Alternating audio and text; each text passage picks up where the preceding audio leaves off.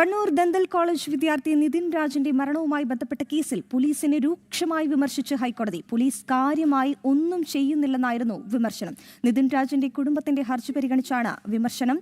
അധ്യാപകനായ doctor റാമിനെ arrest ചെയ്ത കാര്യം സർക്കാർ കോടതിയെ അറിയിക്കുകയും ചെയ്തു. പ്രതി കുടകിൽ പോയി ഒളിച്ചിരുന്നതായും മനുഷ്യത്വമില്ലാത്ത ആളുകളെ ആ രീതിയിൽ കണക്കാക്കണമെന്നും ഹൈക്കോടതി പരാമർശിച്ചു.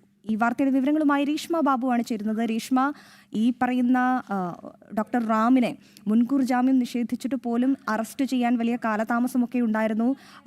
അതിൻ്റെ കൂടി പശ്ചാത്തലത്തിലാണോ ഈ ഹൈക്കോടതി ഇത്തരത്തിൽ പോലീസിനെ രൂക്ഷമായ ഭാഷയിൽ വിമർശിച്ചത്? മാത്രമല്ല, ഈ കുടുംബം സമർപ്പിച്ച ഹർജിയിൽ എന്തെല്ലാം കാര്യങ്ങളാണ് സൂചിപ്പിച്ചിരുന്നത്? രേഷ്മ.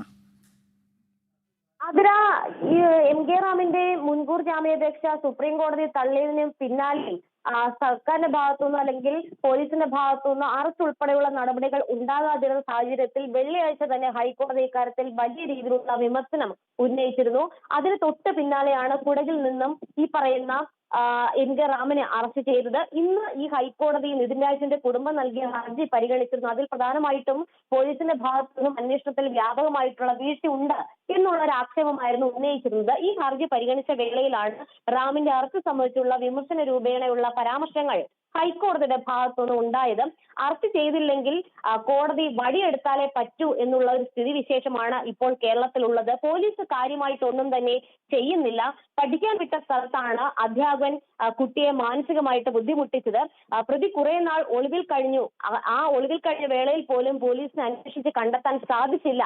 കോടതി ഒടുവിൽ വിമർശിച്ചതിന്റെ പിറ്റെന്നാണ് ഇത്തരത്തിൽ പ്രതിയെ പിടികൂടുന്ന ഒരു സാഹചര്യം ഉണ്ടായത്. തുടങ്ങിയ വിമർശനങ്ങളാണ് ജസ്റ്റിസ് എ ബദറുദ്ദീന്റെ ഭാഗത്തുനിന്ന് ഉണ്ടായിട്ടുള്ളത്.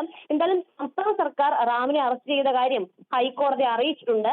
ഈ കേസിന്, അതായത് നിതിൻ രാജിന്റെ മരണവുമായി ബന്ധപ്പെട്ട് എടുത്തിട്ടുള്ള കേസിൽ ഒരു അനുകമ്പയുടെ ഘടകമുണ്ടെന്നാണ് ഹൈക്കോടതി വ്യക്തമാക്കിയിട്ടുള്ളത്. അത് തന്നെയാണ് രേഷ്മ. അതായത് ഈ പോലീസിന് പ്രതിയെ പിടികൂടാൻ എപ്പോഴും വലിയ വിഷമമാണ്. അത് പിണറായി പോലീസിനായാലും ചെന്നിത്തല പോലീസിനായാലും മുൻകൂർ ജാമ്യം നിഷേധിക്കുന്ന സാഹചര്യത്തിൽ പോലും ഈ പ്രതിയെ പിടികൂടാൻ വലിയ വിഷമമാണ് പോലീസിന്. എന്തായാലും അക്കാര്യം തന്നെയാണ് ഹൈക്കോടതി കൃത്യമായി ചൂണ്ടിക്കാട്ടിയിരിക്കുന്നത്. രേഷ്മയായിരുന്നു വിവരങ്ങൾ നൽകിയത്.